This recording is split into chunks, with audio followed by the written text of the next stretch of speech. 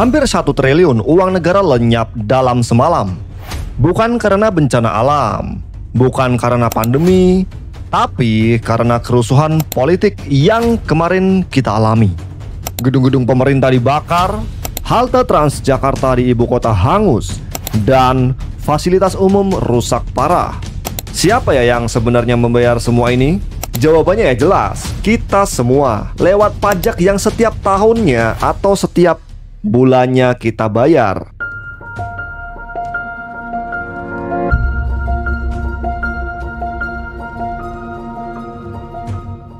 Menteri PUPR Dodi Hanggodo menyebutkan bahwa angka pemulihan kerusakan akibat demo pekan lalu menembus 900 miliar rupiah lebih. Anggaran ini diambil dari pos darurat negara tentunya.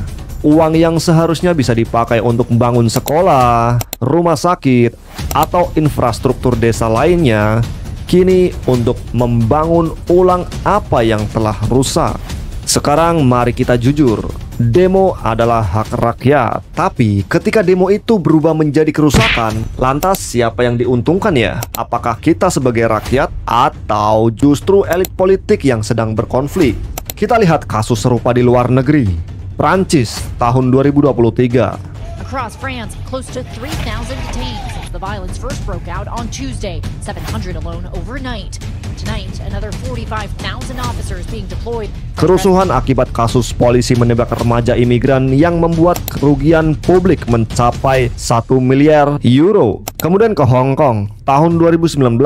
Protes berkepanjangan menghancurkan layanan transportasi, menyebabkan kerugian ratusan juta dolar. Kalau kita lihat, polanya itu mirip. Rakyat marah, fasilitas umum dirusak, kemudian negara menggelontorkan sedemikian besarnya untuk memperbaiki fasilitas umum tersebut. Ya jelas, lagi-lagi rakyat yang dibebani. Itulah ironisnya. Dalam hal ini kita jangan buru-buru menyalahkan masa demo begitu saja.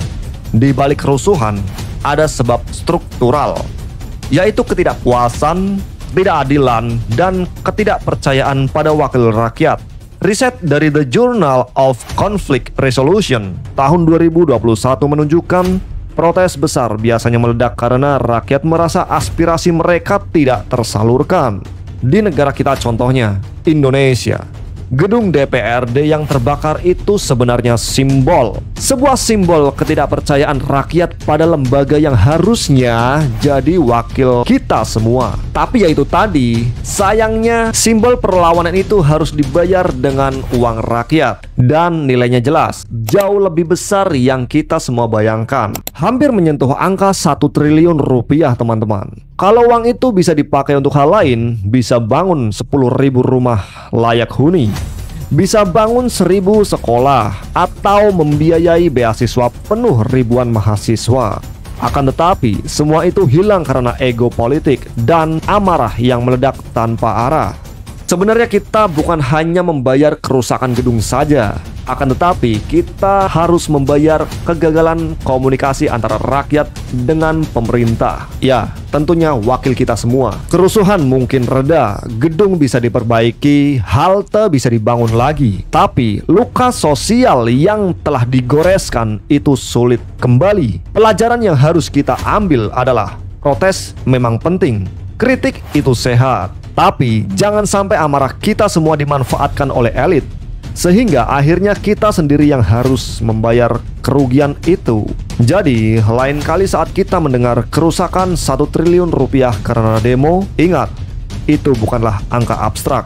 Itu uang kita semua, uang yang seharusnya membuat hidup kita lebih baik. Tapi mari kita kawal tuntutan rakyat. Semoga saja pemerintah mendengarkan kita semua.